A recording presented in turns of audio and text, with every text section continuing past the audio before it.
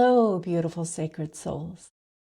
Today, I'm going to explore a teaching on darkness, compassion, and integration. Why healing may not mean casting anything out. Many spiritual traditions and many spiritual teachings speak about light and darkness as opposing forces, with awakening framed as movement towards light and away from darkness.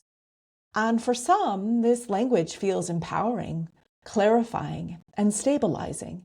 It creates a sense of safety, order, and direction in a world that can feel overwhelming. And yet, I find myself holding a different perspective, one shaped by trauma-informed psychology, nervous system science, and lived spiritual experience that invites a gentle re-examination of what we mean by darkness. Not to reject other beliefs, not to shame them, but to open space for curiosity. So here is a gentle question. If everything was once light, if all consciousness originates in love, then what is darkness? And why would we cast it out? So I believe darkness is protection, not corruption. Through a trauma-informed lens, darkness is not evil. It is actually protective parts of ourselves. It is consciousness adapting to pain. It is innocence learning to survive. It is the nervous system shielding what is tender. It is the psyche holding what once felt unbearable. When a system experiences overwhelming threat, especially in childhood, parts of the psyche step forward to absorb fear, grief, terror, rage, and confusion. These parts often carry intense emotional energy, symbolic imagery, or shadow expressions. They do not arise to harm. They arise to protect. From this perspective, darkness is not the absence of light. It is light that moved into defense. So why casting out darkness can feel safer? Spiritual teachings emphasize transcendence, purification, and rising above lower states. For some nervous systems, this creates safety, stability, clear moral structure, emotional containment, psychological grounding. If someone has lived in chaos, trauma, or emotional overwhelm, structure and hierarchy can sometimes feel regulating. Separating light from darkness can offer clarity, certainty, a sense of control, protection from emotional flooding.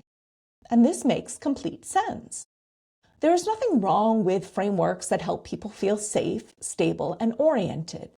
But it's worth asking, does casting out darkness bring lasting peace or temporary relief through avoidance? Here's a trauma-informed reflection. When we cast out darkness internally, we often cast out our grief, our rage, our terror, our shame, our longing, and our vulnerability. But these are not enemies. They are messages. They are parts of ourselves asking to be seen, heard, witnessed, held, loved.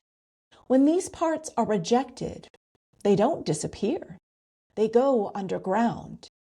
They express through symptoms. They fragment. They seek attention through distress. From a trauma-informed view, healing happens not through exile, but through integration. So why would we abandon a part of ourselves? If God is love, then divine love would not abandon what suffers. If consciousness is whole, then healing would not require disowning any aspect of ourselves.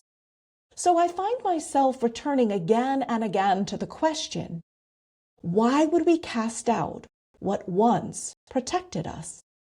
Why would we exile the part that absorbed pain so we could survive?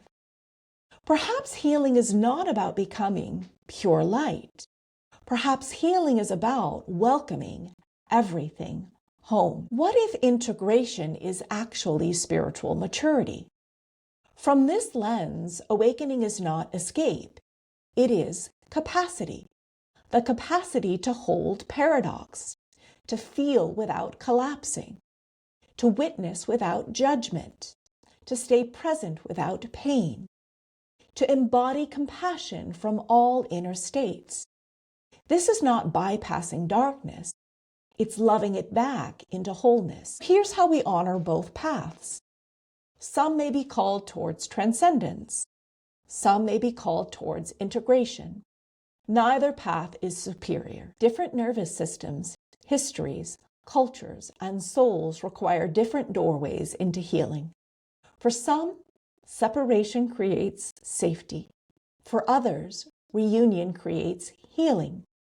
The invitation is not to choose one over the other, but to listen deeply for what your own system needs. Here's a gentle invitation. If you feel drawn to this reflection, you might ask yourself, what does darkness mean to me? Where did I learn to fear it? What might it be protecting? What would it feel like to meet it with compassion instead of resistance? Not to force change, not to judge, but to simply explore. If everything was once light, then darkness may not be the enemy. It is the part of love that stepped forward to carry pain. And perhaps awakening is not casting out the darkness, but the moment we finally turn toward it and say, you don't have to do this alone anymore. You can come home now.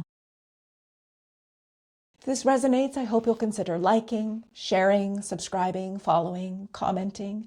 Or if you want to go deeper, I invite you to read my book, The Divine Within, Healing Ourselves to Heal the World, or go to my website, blossomingheartwellness.com, and learn more about online courses and how to work with me by subscribing to my newsletter. I'm sending you all deep love and appreciation, no matter what your beliefs are and no matter where you are on your journey of healing. We are all walking each other home, as Ram Dass says, sending you deep love.